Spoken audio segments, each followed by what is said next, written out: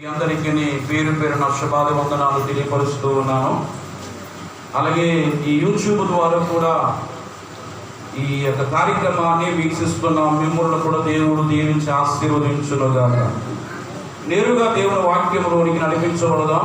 మన ధ్యానం నిమిత్తమై దేవుని పరిశుద్ధ గ్రంథము నుండి ఆదికాండము 19వ అధ్యాయము 29వ వాక్యాన్ని చదువుగా విందాం. దేవుడు ఆ మైదానపు పట్టణములను పాడు చేసినప్పుడు దేవుడు అబ్రహామును జ్ఞాపకము చేసుకుని లోతు కాపురమున్న పట్టణములను నాశనము చేసినప్పుడు ఆ నాశనము మధ్యన లోతు నశించకుండా అతనిని తప్పించెను.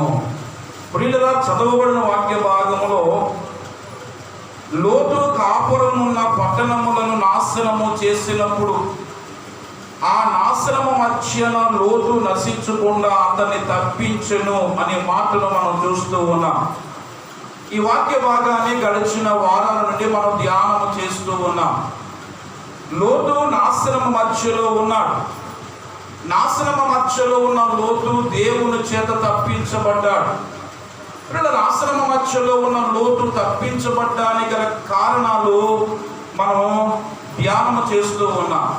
ఇప్పటికి 5 కారణాలు ధ్యానము చేయడం జరిగింది. లోతు నాశనమ మధ్యలో ఉన్న లోతు తప్పించబడ్డానికి 5 కారణాలు మనం ధ్యానము చేసాం. 1, లోతు తప్పించబడ్డానికి లోతు అబ్రహామును వెంబడించిన కారణము చేత తప్పించబడ్డాడు. 2వది, దేవుని చేత పంపించబడిన వారిని తన ఇంటికి ఆహ్వానించడం వలన లోతు తప్పించబడ్డాడు. 3వది, దేవుని కొరకు సమస్తమును కూడా నష్టముగా ఎంచుకున్న లోతు ఆ మనస్తత్వాన్ని బట్టి లోతు తప్పించబడ్డాడు.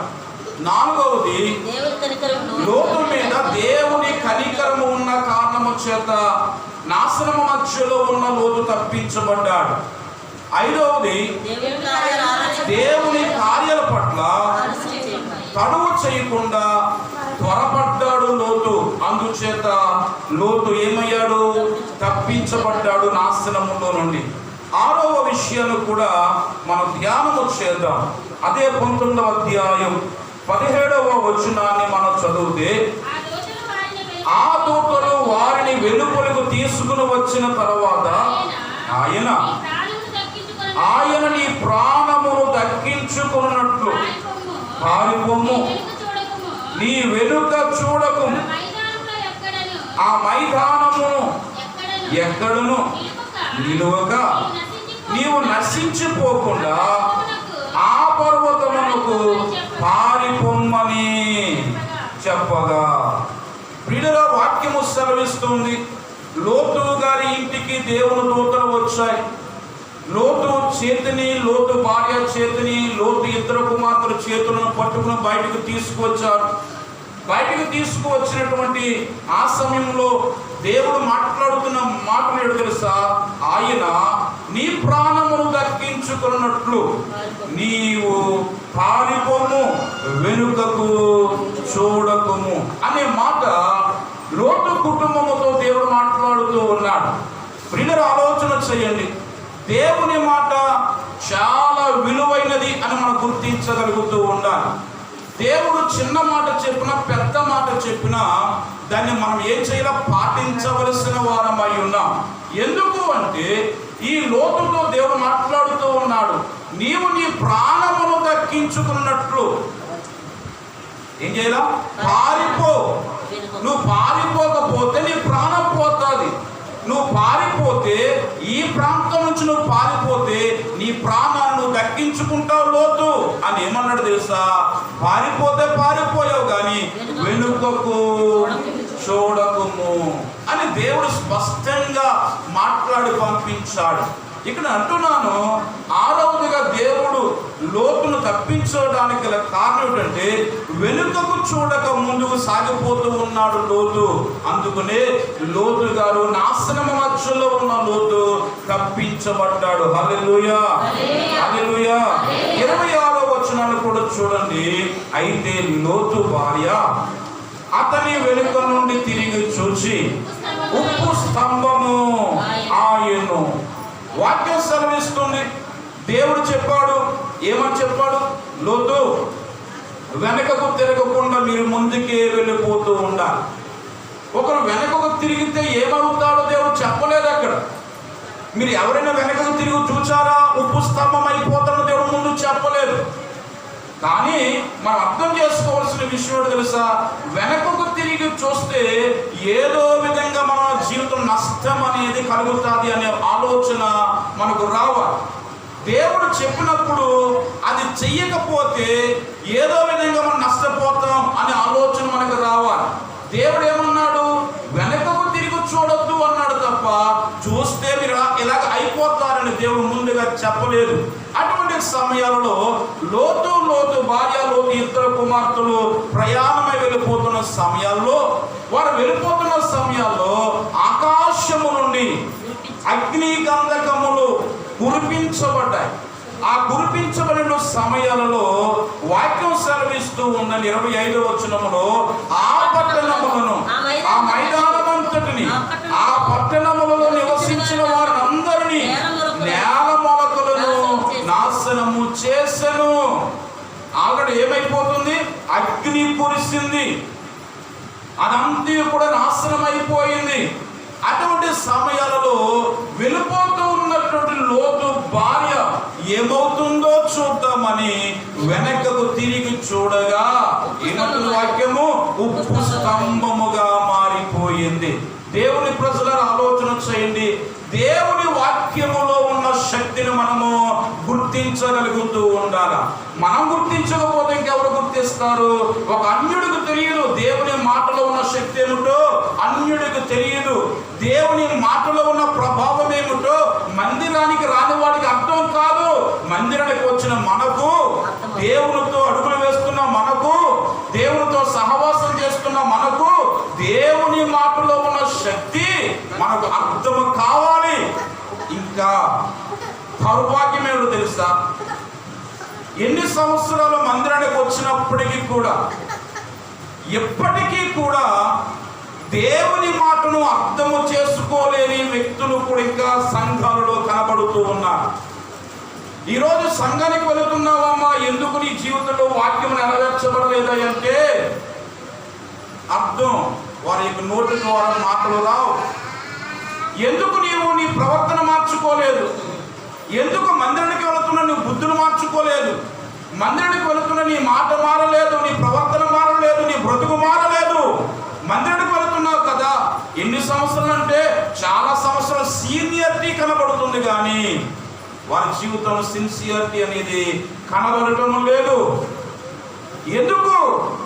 ఇప్పటికి కూడా లోపాలతో మనం మందిరంలో ఉన్నామంటే ఏటి గల కారణం ఒకటే. ఏంటి తెలుసా? మందిరానికంటూ వస్తున్నాము కానీ, వాక్యానంటూ వింటున్నాము కానీ, వాక్యములో ఉన్న ప్రభావాన్ని మాత్రము మనం గుర్తించలేని కారణము చేత అయ్యో దేవుడు నాతో మాట్లాడాడు, అయ్యో దేవుడు నాతో ఇలా చెప్పాడు, అలా చెయ్యమన్నాడు, ఇలా మాట్లాడమన్నాడు, అక్కడ కూర్చోమన్నాడు, అక్కడికి వెళ్ళమన్నాడు, దేవుడు నాతో మాట్లాడాడు, నేను లోబడాలా, నేను చెయ్యాలా, నేను మాట్లాడాలా అనే ఆలోచన, వాక్యం పట్ల భయము ఈరోజు సంఘానికి కనబడటం లేదు. ప్రియులారా, లోతు భార్య, లోతు ఇద్దరు కుమార్తెలు నలుగురు వెళుతూ ఉన్నారు. ఈ నలుగురులలో ఒకరే ఉప్పు స్తంభముగా మారారు, కానీ ముగ్గురు మాత్రం నిక్షేపముగా కనబడుతూ ఉన్నారు. ఎందుకు లోతు భార్య ఉప్పు స్తంభముగా మారిపోయింది అంటే, వారు ప్రయాణం అయితే వెళుతున్నారు, కానీ మనస్సు మాత్రం ఎక్కడ ఉందయ్యా లోతు భార్యదంటే సొదొమ గొమొర్రాలో మాత్రమే ఉంది. ఈరోజు చాలా మంది యేసుతో కలిసి నడవాలనుకుని నడుస్తున్నారు, కానీ మనసు మాత్రం ఎక్కడ ఉందంటే లోకములోనే ఉంది. ఈరోజు మందిరానికి వస్తున్నావు కానీ, దేవునితో సహవాసం కలిగి ఉన్నావు కానీ, శరీరం మాత్రం దేవునితో ఉంది, కానీ మనస్సు మాత్రం ఎవరితో ఉంది అంటే దయ్యముతోనే ఉంది, సాతానుతోనే ఉంది. అందుకని వాక్యం అంటుంది, వారు నన్ను పెదవుల మట్టుకి నన్ను ఘనపరుచుచున్నారు. ఎంతవరకునట? పెదవుల మట్టుకే. ఇక లోపల చూస్తే నాకు స్థలము లేదు, నాకు అవకాశం లేదు, నాకు స్థలము లేదు. లోపలికి వెళ్ళే కొద్ది నేను కనబడతా లేదు. వారిలో ఎవరు కనబడుతున్నారా అంటే అపవాదిగాడు కనబడుతున్నాడు. పెదవుల మట్టుకు మాత్రం ఏం చేస్తున్నారో తెలుసా? దేవుడా, యేసయ్యా, ప్రభువా, నాయనా.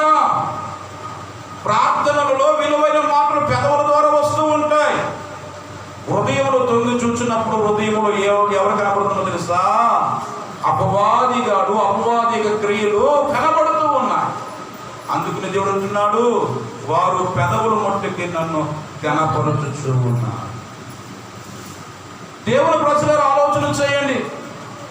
ఇక నలుగురు వెళుతున్నారు కానీ ఒకరు మాత్రం ఉప్పు స్తంభంగా మారారు. ఎందుకంటే వారు వెళుతున్నారు కానీ మనసంతా ఎక్కడ ఉందో అంటే దేవుని మాట మీద లేదు.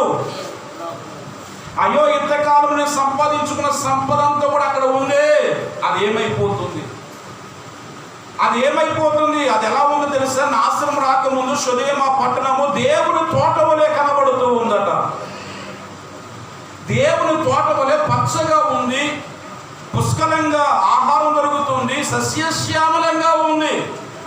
అటువంటి ప్రాంతాన్ని నేను విడిచిపెట్టి వచ్చేస్తున్నాను అని మనస్సు తట్టుకోలేక లోతు భార్య వెనకకు తిరిగి చూడగా చూచిన వెంటనే ఉప్పు స్తంభముగా మారిపోయింది.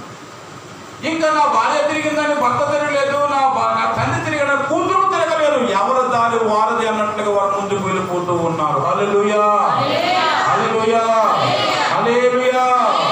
దేవుని సంఘం ఆలోచన చెయ్యి. కుటుంబంలో నలుగురుగా ఉంటే ఒక వ్యక్తి బలహీనుడైపోయిన తర్వాత నువ్వేం చేస్తున్నావు? ఆ బలహీనుడైపోతున్న వ్యక్తితో మళ్ళా నువ్వు సతికిల పడకూడదు. నీ ప్రయాణంలో నువ్వు కొనసాగుతూ ఉండాలా, ప్రభువుతో నువ్వు కలుస్తూ ఉండాలా, ప్రభువుతో అడుగులు వేస్తూ ఉండాలా. నీ యొక్క జీవితంలో ఒకటే గురి పెట్టుకోవాలా. దేవుడు తెలుసా? దేవుని మాట నా జీవితంలో నెరవేర్చబడాలి. ఆయన వెనక తిరిగి చూడొద్దు అన్నాడు కనుక చూడకూడదు.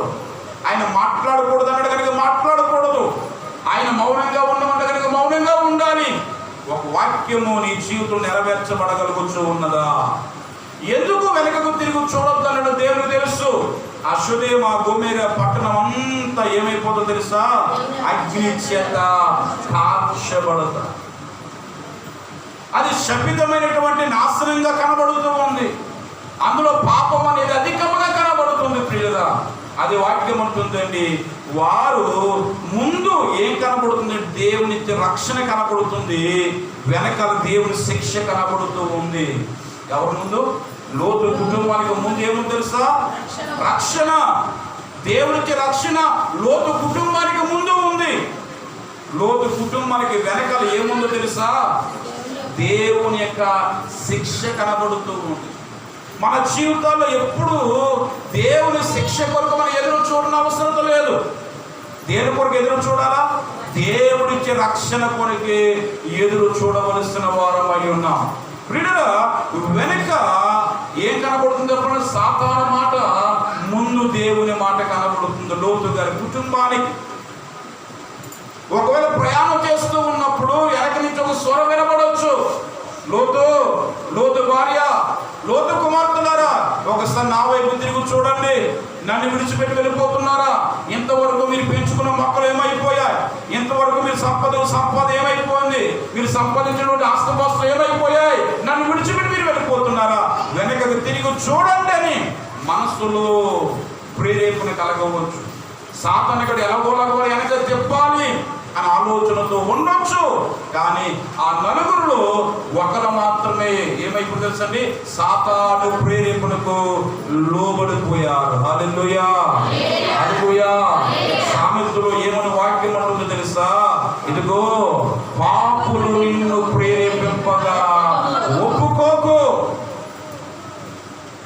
సాతాను నిన్ను ప్రేరేపించినప్పుడు ఒప్పుకోకు.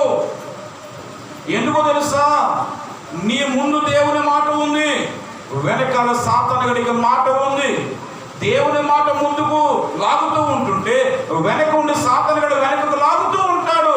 కనుక వాక్యం అంటుంది, లోతు నీవు వెనకకు తిరిగి చూడకుండా ముందుకే కొనసాగు, ముందుకే వెళ్ళిపో అని దేవుని స్వరము ఎవరికి? లోతు కుటుంబానికి వినబడుతూ ఉంది. ఒకసారి ఆలోచన చేద్దాం. దేవుని యొక్క గ్రంథము నుండి మత్తయి సువార్త 16వ అధ్యాయం 23వ వచనాన్ని మనం చదివితే కనుక 16:23. అయితే ఆయన పేతురు వైపు తిరిగి సాతానా నా వెనుకకు పొమ్ము, నీవు నాకు అభ్యంతర కారణమై ఉన్నావు. నీవు మనుషుల సంగతులను తలంచుచున్నావే గాని దేవుని సంగతులను తలంపకు ఉన్నావని పేతురుతో చెప్పెను. హల్లెలూయా, హల్లెలూయా. దేవుని బిడ్డలారా, ఆయన చెబుతూ ఉన్నాడు, ఇదిగో నేను యెరూషలేముకు వెళ్తాను, పెద్దల చేత, ప్రధాన యాజకుల చేత, శాస్త్రుల చేత అనేక హింసలు పొందుతాను అని, నేను చనిపోతాను, 3వ దినం తిరిగి లేస్తానని ఆయన చెబుతూ ఉన్న సందర్భాలలో ప్రక్కన ఉన్న పేతురు గారు ఏమన్నాడు తెలుసా? ఆయన చెయ్యి పట్టుకుని, ఈ మరణమునికి దూరమైపోవును గాక, ఈ హింస నీకు రాకూడదు, ఈ శ్రమలు రాకూడదని యేసు ఏం చేస్తున్నాడు చెప్పండి? పేతురు గారు చెయ్యి పట్టుకుని మాట్లాడుతూ ఉన్నాడు. ఒక రకంగా చూస్తే ఏమనుకోదు తెలుసా? యేసయ్య ఏంటయ్యా నోటంటే మాటలు, నీవు హింస పొందడం ఏంటి, నువ్వు చచ్చిపోవడం ఏంటి, నువ్వు తిరిగి లేవడం ఏంటి, నువ్వు చావకూడదు, హింసించబడకూడదు, నీవు తిరిగి లేకూడదు అన్నట్లుగా మాట్లాడుతూ ఉన్నాడు.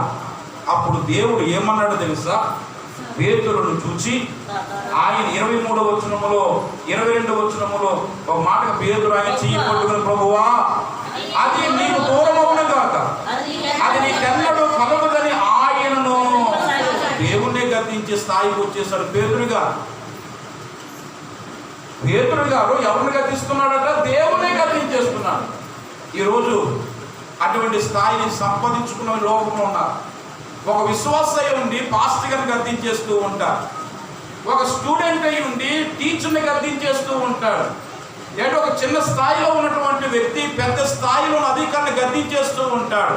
అలాగే ఇక్కడ పేతురు గారు ఆయన చెయ్యి పట్టుకుని, అది నీకు దూరం అవును గాక అని యేసును గద్దింపసాగెను అని వాక్యం అంటుంది. అప్పుడు 23వ వచనంలో ఆయన అంటున్నాడు, పేతురు వైపు తిరిగి ఏమన్నాడు? పేతురు వైపు తిరిగి సాతానా నా వెనుకకు పో అంటే పేతురు ఏమన్నా తప్పన్నాడా? అది నీకు దూరం అయిపోను గాక. ఏ దూరం అయిపోను గాక? మరణము దూరం అయిపోవాలి, హింసలు దూరం అయిపోవాలి, నీ చావు నీకు దూరం అయిపోవాలి. ఆ దేవుని వేల కొరకు చెప్పాడు కదా పేతురు. దేవుడు ఏమన్నాడు తెలుసా? సాతానా పేతురుని పిలవలేదు, సాతానా నా వెనుకకు పో, నువ్వు నా ముందు ఉండడానికి వీల్లేదు. సాతానుడు ఎప్పుడు కూడా మన వెనుక ఉండాలి తప్ప మన ముందు ఉండకూడదు. లోకం మన వెనుక ఉండాలి తప్ప లోకము మన కళ్ళ ఎదుట ఉండకూడదు. ఈరోజు సంఘం ఎదుట లోకం ఏం చేస్తుంది చెప్పండి? సంఘం ఎదుట లోకం కనబడుతూ ఉంది.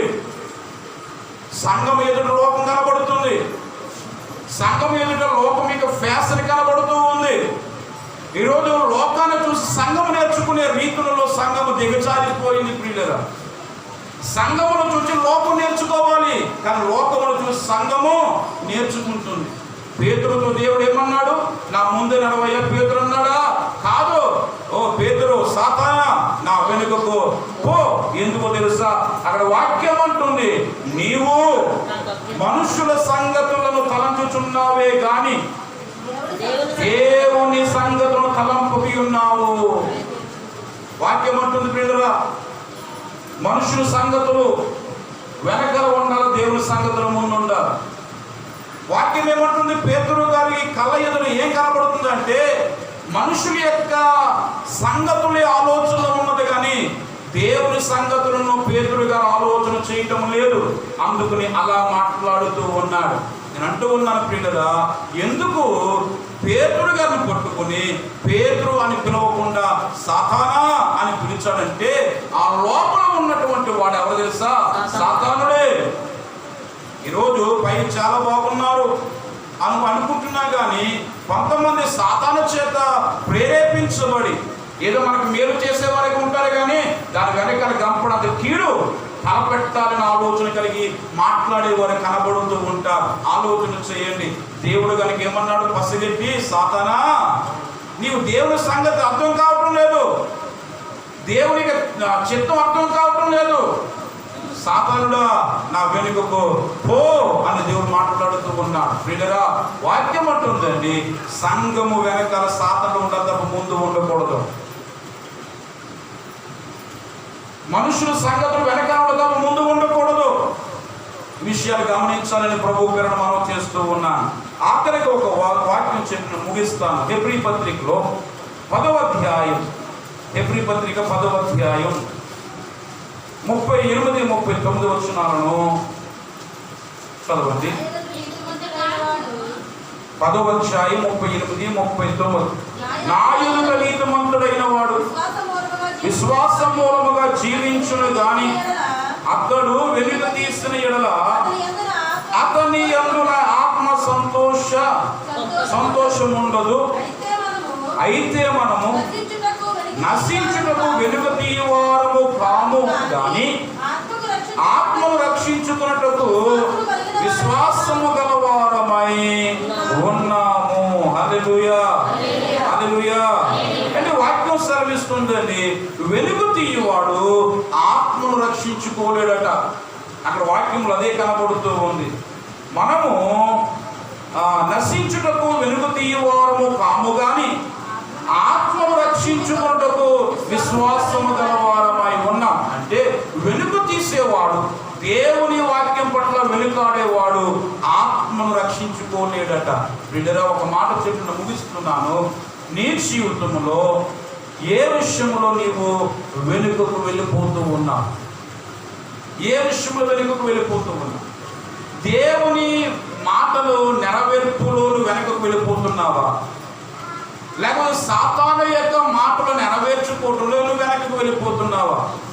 దేవుడు అన్నాడు, వెనుకకు తిరిగి చూడకుండా మీరు ముందుకు వెళ్ళిపోండి, ఎందుకంటే నీ ప్రాణములను మీరు దక్కించుకోండి, కాపాడుకోండి అని దేవుడు చెప్పిన తర్వాత కూడా లోతు భార్య ఏమైందంటే వెనుకకు తిరిగి చూసి ఉప్పు స్తంభముగా మారిపోయింది. ఉప్పు విస్తారమైంది, దాన్ని కాళ్ళతో కొట్టడానికి తప్ప దేనికి కూడా పనికిరాదు. నువ్వు తినే ఆహారములో, అది అన్నములోనైనా కూరలోనైనా ఎందులోనైనా ఏంటి ఉప్పు అధికమైందనుకోండి, ఏం చేస్తావు? పారబోయటానికి తప్ప ఎందుకు కూడా పనికిరా. ఈ రోజు నేను అంటున్నానండి, నీ కంటి కనబడకపోవచ్చండి, నీవు వాక్యమును ధిక్కరిస్తే, వాక్యమును తుణీకరిస్తే నువ్వు ఎలా ఉన్నా తెలుసా? ఉప్పు స్తంభము కానీ కనబడుతూ ఉన్నావు. అంటే ఒక రకంగా పనికి రాని వ్యక్తిగా కనబడుతూ ఉన్నావు. ఎందుకు పనికిరావు నీవు? ఎందుకు పనికిరావు నీవు? నీ కుటుంబానికి నువ్వు పనికిరావు, సంఘానికి పనికిరావు, సమాజానికి పనికిరావు. ఒక రకంగా చూడాలంటే కుటుంబానికి చీడ పురుగులాగా ఉంటావు, సంఘానికి చీడ పురుగులా ఉంటావు, సమాజానికి చీడ పురుగే. నీ వల్ల ఎవరికి ఒరిగేదేమీ లేదు. నీ సంఘానికి కలిసి వచ్చింది ఉందా? నీ ఇంటికి కలిసి వచ్చేది ఉందా? నీ వల్ల సమాజానికి కలిసి వస్తుందంటే ఏమీ లేదు. నీ వల్ల అంతా నష్టమే. అంటే తెలుసా, నీవు దేవుని వాక్యము విషయంలో వెనుకాడుతున్నావు కనుక ఉప్పు స్తంభముగా మారిపోయింది. అది నీకు తెలియటం లేదు. ఆయన అంటున్నాడు, మీరు బ్రతికి ఉన్న పేరు ఉంది కానీ మీరు మృతులే. అంటే ఈరోజు దాని అర్థం ఏంటో తెలుసా? బ్రతికి ఉన్నారని పేరు ఉంది అంతే తప్ప నా విషయంలో నువ్వు ఎలా చచ్చిన వాడితో సమానంగా ఉన్నా. ఈరోజు చాలా మంది ఉప్పు స్తంభాలుగా మారిపోయారు. ప్రయోజనకారులుగా ఏమాత్రం ఉండలేదు. ఏంటి 10 మందికి ఉపయోగకరంగా నీవు నీ భర్తకు, భార్య భర్తకు, తల్లిదండ్రులు బిడ్డలు తల్లిదండ్రులు ఉపయోగకరంగా ఉండటం లేదు. ఎందుచేతంటే వారి బ్రతుకులలో ఏమని చెప్పండి, వాక్యాన్ని చూసి ముందుకు వెళ్ళటం లేదు. వాక్యాన్ని విన్నప్పుడు కూడా ఏదో అలా చెప్తాంటే పాస్టర్ గారి పని ఏముంది, అలా చెప్తాంటే దేవునికి పని ఏముంది, నా పనిలాగే అన్నట్టుగా వెళ్ళకుండా వెనక్కు తిరిగిన వారు చాలా మంది కనబడుతున్నారు. అమ్మ భక్తిలో ఉన్నానంటే భక్తి వద్దండి, మాకు ఏం కావాలా? భక్తే కావాలా. మాకు దేవుడు వద్దండి, మాకు దయ్యమే కావాలని కోరుకునే వారు చాలా మంది ఉన్నారు. వాక్యం అంటుంది, పిల్ల నీ ప్రాణం నువ్వు దక్కించుకోవాలంటే కనుక నువ్వు ఎలా ఉండాలి చెప్పండి? వాక్యాన్ని విన్న బిడ్డగా వాక్యానుసారంగా నడిపించబడాలి. అప్పుడు లోటు ఎలాగైతే తప్పించబడ్డాడో నీవు నీ కుటుంబము కూడా నాశనం అంటే రానయున్న ఉగ్రత నుంచి కూడా తప్పించబడతారు. అంతటి కృపాభాగ్యం మీ అందరికీ దేవుడు అనుగ్రహించి నడిపించునుగా.